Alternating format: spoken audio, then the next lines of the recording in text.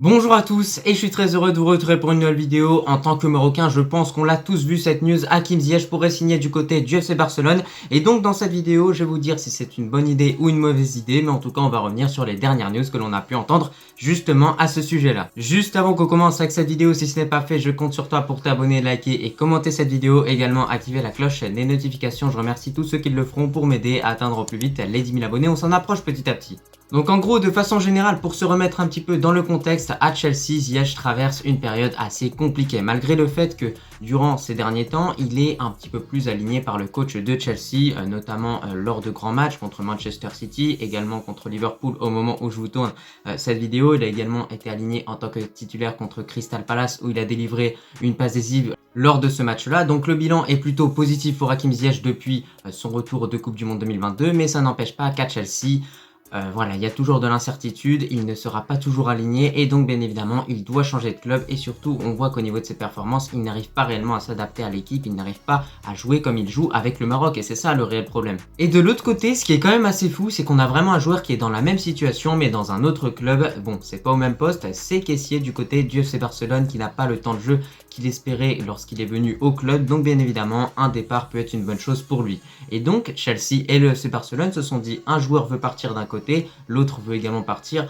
Les deux joueurs ne sont pas au bon endroit et donc les deux clubs vont procéder prochainement à un échange entre Kessié du coup qui ira du côté de Chelsea et Ziyech qui viendra du côté de la Liga au FC Barcelone. Je trouve que c'est plutôt positif parce qu'on va vraiment avoir des joueurs qui vont jouer dans des clubs dans lesquels ils pourront réellement s'imposer un peu plus en tant que titulaire, un peu plus en tant que deuxième choix au pire dans tous les cas, mais on a des joueurs surtout qui vont rejoindre un championnat qui correspond aux qualités qu'il possède. Ziyech est plutôt un joueur de dribble, un joueur de passe, un joueur de frappe, c'est plutôt les qualités qui sont requises pour jouer du côté de la Liga, alors qu'en première ligue c'est plutôt du physique, des courses à haute intensité, etc. Et ça c'est pas les qualités primaires d'Hakim Ziyech. Et de l'autre côté, c'est également parfait pour Kessié, étant donné qu'on a vraiment un joueur qui est capable d'enchaîner les courses à haute intensité, qui va mettre beaucoup d'intensité dans les duels, et il pourra s'imposer en tant que Thomas Partey en quelque sorte du côté de Chelsea, c'est-à-dire vraiment avoir ce rôle de milieu défensif dans cette équipe des Blues. Et d'ailleurs, nous avons une déclaration d'une légende du football néerlandais, Ruud Gullit, qui a d'ailleurs de façon explicite conseillé à Hakim Ziyech de rejoindre le FC Barcelone et plus précisément le championnat de la Liga, qui est un championnat qui correspondrait plus du coup aux qualités qu'il possède, comme on l'a dit précédemment.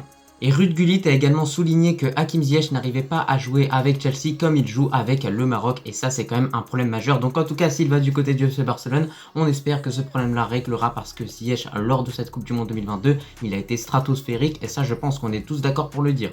Maintenant, concernant mon avis par rapport à un futur transfert de Hakim Ziyech du côté du FC Barcelone, tout d'abord de façon générale, je valide. Mais du coup, je vais m'expliquer. Moi, je l'ai toujours dit, soit la Liga ou bien la Serie A pour Hakim Ziyech. C'est des championnats qui correspondent plus aux qualités qu'il possède, vraiment la qualité de dribble. Ce sont dans ces championnats qu'on trouve vraiment les joueurs avec le plus de qualité, les joueurs qui sont très bons techniquement, etc. Et c'est pas réellement en Première Ligue ou bien du côté de la Ligue 1 qu'il arrivera à s'imposer. Après, bien évidemment, il y a également des exceptions comme Mahrez du côté de Manchester City qui triomphe depuis plusieurs années. Le risque pour Hakim Ziyech en allant du côté du FC Barcelone, c'est que le Barça est une équipe qui est capable de rester en haut pendant une certaine période, mais qui est également capable de se retrouver en bas. Actuellement, le Real Madrid se trouve en bas. En tant que madrilène, je m'en réjouis pas, étant donné que de l'autre côté, c'est le Barça qui est tout en haut.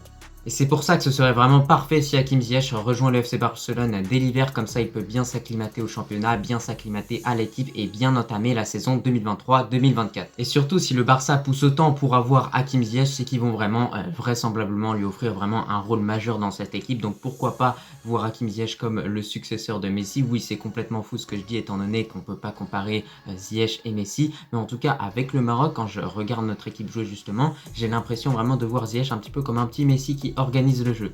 Et je pense que maintenant, aujourd'hui, Ziyech, c'est un joueur qui a absolument toutes les qualités requises pour réussir du côté du FC Barcelone. Et en tout cas, on lui souhaite de réussir. En tant que madrilène, bien évidemment, j'espère qu'il sera bon contre les petites équipes et que lorsqu'il affrontera le Real Madrid lors des Classicos, il sera mauvais, bien évidemment. Même si pour cette vidéo, mon statut de madrilène, je le prends et je l'enlève comme ça. Mais après, au vu de la misère qu'il nous a fait avec l'Ajax, vraisemblablement, je pense que malheureusement, au niveau des Classicos, Ziyech sera calé. Mais hormis le FC Barcelone, on a également un autre club anglais qui reste de côté dans la course pour Hakim Ziyech, c'est Newcastle. Alors ça peut être une bonne option s'il ne va pas du côté du FC Barcelone, mais on l'a dit quand même, la Première Ligue c'est pas le championnat qui correspond le plus aux qualités qu'il possède bien évidemment, comme on l'a dit précédemment. Du coup Newcastle est 3e en Première Ligue et surtout sur le long terme ça peut être une bonne équipe, donc pourquoi pas aller de ce côté-là justement si avec le Barça ça marche pas. Donc bah écoutez, c'était un petit peu tout pour cette vidéo, tu l'as vu, je t'ai donné un petit peu mon avis par rapport à un futur transfert de Hakim Ziyech du côté du FC Barcelone. De façon générale, je trouve ça plutôt positif étant donné que vraiment dans ce club-là, il peut s'imposer. Le Barça pousse beaucoup, donc le Barça veut vraiment notre Marocain et a vraiment un rôle majeur à lui offrir dans cette équipe du Barça.